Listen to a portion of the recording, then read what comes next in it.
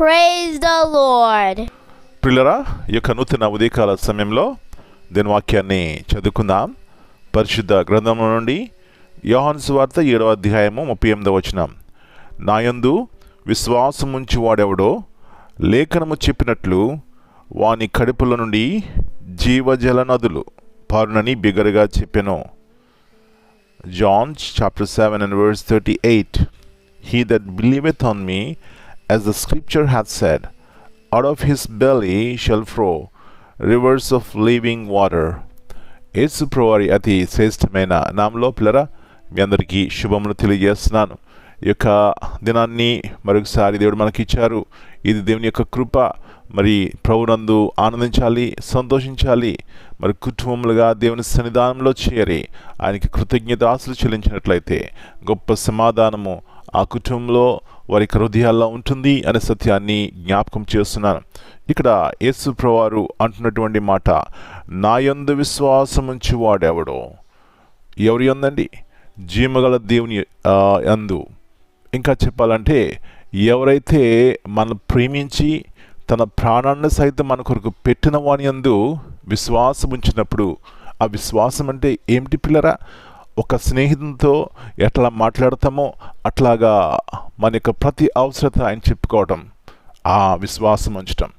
ఎప్పుడైతే ఆయన విశ్వాసం ఉంచుతామో ఆయన ప్రేమిస్తాం, ఆయన ఆరాధిస్తాం, ఆయన చెప్పినట్లు చేస్తాం. అట్లా చేసినప్పుడు ఏం కలుగుతుంది మనకి? వాని కడుపులో నుండి జీవజల నదులు పారును. పిల్లరా, మన కడుపులో నుంచి జీవనదులు పారును అంటే మన హృదయంలో ఉండేటువంటి సంతోషము ఉప్పొంగుతుంది, ఆనందం ఉంటుంది, సమాధానం ఉంటుంది. ఇట్లా చెప్పుకుంటూ పోతే ఇలాంటివి ఏమిచ్చినా మనకు దొరకవండి. ప్రపంచంలో వీటి కొరకు ఏయో ప్రయాసపడుతున్నారు, కానీ ఎక్కడికి వెళ్ళని అవసరం లేదు. కానీ యేసు ప్రభువారిలో ఇవన్నీ మనకు దొరుకుతాయి. నా ప్రియ సహోదరి, ఎక్కడ వెతుకుతున్నాం? మన కడుపులో నుంచి జీవజల ప్రవలింపచేసే ఆయన యందు మనము వెతుకుతున్నామా? లేకపోతే మన యొక్క సొంత చిత్తం చేసి ప్రయాసపడి అలసిపోతున్నామా? కాబట్టి నా ప్రియ సహోదరి, ఆయన వైపు చూస్తే, ఆయన విశ్వాసం ఉంచితే, ఆయన మాట వింటే ఇవన్నీ కూడా ఉచితముగా మన జీవితంలో మనం కలిగి ఉంటాం. గొప్ప సమాధానంతో మన దినాలు గడుస్తాయనే సత్యాన్ని జ్ఞాపకం చేస్తూ యేసు ప్రభువులో ఆనందించండి. అలాంటి కృప దేవుడు మనందరికీ దయచేయనుగాక. ప్రార్థన చేసుకుందాం. పరలోకమందున్న మా తండ్రి, పరిశుద్ధమైన దేవా, మరి నూతన ఉదయకాల సమయాన్ని బట్టి మీకు వందనాలు. అవునాయన, ఎప్పుడైతే మీ వైపు చూస్తామో, మీ మాటలు వింటామో, జీవజల నదులు ప్రవహింపచేస్తానంటున్నారు ప్రభువా. అవునాయన, మీ మాటల్లో శక్తి ఉన్నది, బలం ఉన్నది. మీ అందు విశ్వాసం ఉంచినప్పుడు మా జీవితాలను చక్కబెట్టేటువంటి ఆయా కృపను మేము పొందుకుంటాం.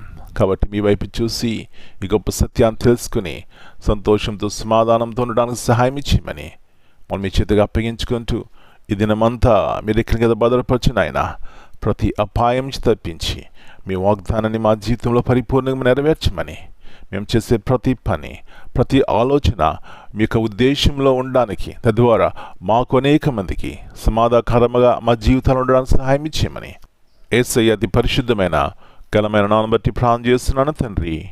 Amen. God bless you all. My dear brothers and sisters, greetings in the precious name of our Lord and Savior, Jesus Christ. Here in John 7:38, Bible says, whoever believes in me, as scripture has said, rivers of living water will flow from within them. This verse is a powerful reminder that true faith in Christ is not meant to remain hidden or stagnant. When we trust in Him fully, His Spirit works within us, producing peace, wisdom, love, and strength that overflow in the lives of others. Amen.